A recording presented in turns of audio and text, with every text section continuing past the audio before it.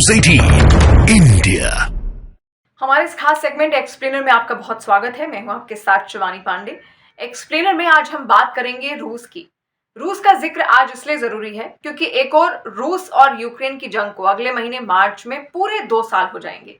अब भी ये जंग खत्म नहीं हुई है, लेकिन ये जंग जब तक चल रही है तब तक उस बीच रूस के अंदर बहुत कुछ हुआ।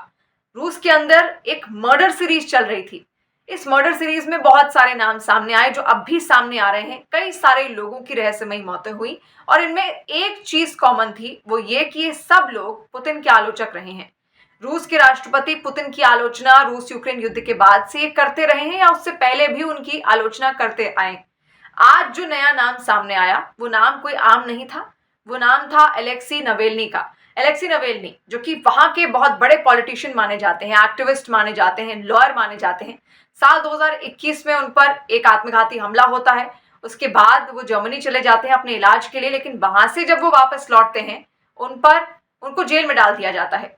इस वक्त वो जेल के अंदर ही थे और आज कहा जा रहा था कि जब वो सुबह टहलने निकले थे जेल के अंदर ही, उस वक्त वो बेहोश अचानक से हो जाते हैं। तभी उन्हें अस्पताल पहुंचाया जाता है और अस्पताल में डॉक्टर्स उन्हें मृत घोषित कर देते हैं। बीच बीच में कई बार रूस यूक्रेन युद्ध को लेकर भी वो पुतिन की आलोचना कर चुके थे और देशद्रोह का आरोप एक तरीके से उन पर लगा था। इसी वजह से वो जेल के अंदर बंद थे। ये जो कहानी है ये यहीं खत्म नहीं होती। इससे पहले भी ऐसे बहुत सारे नाम सामने आए जिन्होंने सवाल खड़े किए। येवगेनी प्रिगोजिन, ये एक ऐसा नाम था जो कि रूस के राष्ट्रपति पुतिन के बेहद करीब था। वैगनर चीफ, इनका नाम आपने बहुत बार रूस यूक्रेन जंग के दौरान भी सुना होगा। इनके साथ भी कुछ ऐसा ही हुआ। ये रूस के राष्ट्रपति पुतिन के करीबी तो थे, लेकिन पुतिन की ओर से उतना एप्रिसिएशन उनको इस युद्ध में नहीं मिल रहा था और वो कह रहे थे कि वो समर्थन उनको पुतिन की ओर से इस युद्ध में अपनी सेना के लिए नहीं मिल पा रहा है। इसलिए उन्होंने बगावत शुरू कर दी पुतिन के खिलाफ और हालात यहां तक हो गए थे कि कहीं वो तख्ता पलट ना कर दें और ऐसे में पुतिन की सत्ता पर बात आ जाती। लेकिन पुतिन ने उनको देश से ही निकाल दिया, देशद्रोह का उन पर आरोप लगा दिया। और देश से निकलने के बाद कुछ दिन बाद ये खबर सामने आती है कि एक विमान में वो बैठे थे, उस वक्त वो जब उड़ान भर रहा था दुर्घटनाग्रस्त हो जाता है और उनकी मृत्यु हो जाती है। हालांकि क्या हुआ ये अब भी स्पष्ट नहीं है। क्या ये कितनी सच्चाई इस बात में है ये बिल्कुल भी साफ अब तक नहीं हो पाया। जो दूसरा नाम इसी कड़ी में है वो नाम है पावेल एंटोव का। ये बिजनेसमैन है, रूस के बहुत बड़े बिजनेसमैन माने जाते थे और दिसंबर 2022 में ओडिशा में इनकी रहस्यमयी मौत हुई थी।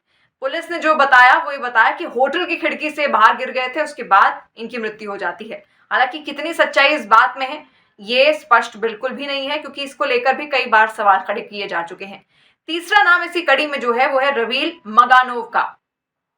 ये रूस के तेल कंपनी लोकोइल के चेयरमैन थे और पुतिन के बेहद करीबी माने जाते थे। लेकिन जैसे ही रूस और यूक्रेन की जंग छिड़ती है उसके बाद ये रूस के राष्ट्रपति पुतिन की आलोचना करने लग जाते हैं। उनको वो बात ठीक नहीं लगी और कहा यह जा रहा था कि सितंबर 2022 में अस्पताल में खिड़की से गिरने के बाद इनकी मौत हो गई।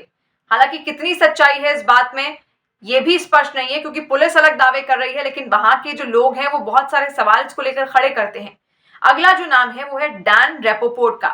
डैन रेपोपोर्ट अमेरिका के वॉशिंगटन में इनकी रहस्यमयी मौत हुई थी और रूस के बहुत बड़े बिजनेसमैन ये भी माने जाते हैं और सोशल मीडिया पर रूस यूक्रेन युद्ध को लेकर निंदा कर चुके थे पुतिन की। और उसके बाद पता ये चलता है कि अपने ही अपार्टमेंट में वो मृत पाए गए। जब इन्वेस्टिगेशन हुई तो ये ही पाया गया कि वो अपने अपार्टमेंट में खुद ही मृत पाए गए थे। हालांकि किस तरीके से मौत हुई, क्या वहां पर उस वक्त कोई मौजूद था, उनको मारा गया या फिर खुद उन्होंने आत्महत्या की, इसको लेकर कोई क्लैरिटी नहीं है। पांचवा जो नाम है वो है बोरिस नेमोत्सोव का, जो कि पुतिन के बहुत बड़े आलोचक माने जाते हैं और एक बार तो ये भी कह चुके थे कि पुतिन वहां के बड़े बिजनेसमैनों के हाथ की कठपुतली है, जिसके बाद वो पुतिन के निशाने पर थे।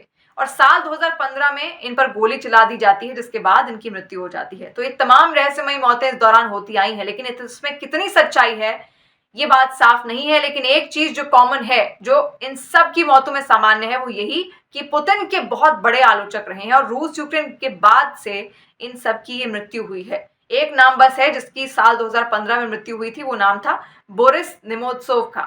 तो कितनी सच्चाई इन बातों में है ये शायद रूस ही जानते होंगे और रूस में बैठे लोग ही जानते होंगे या फिर खुद पुतिन ही जानते होंगे। लेकिन अलग अलग दावे इनको लेकर किए जाते आए हैं और आज जो मौत हुई एलेक्सी नावेल्नी की, उसने भी एक बार फिर से यही सवाल खड़ा कर दिया कि आखिर इस तरीके से रूस के अंदर ये रहस्यमयी मौतें क्यों हो रही हैं।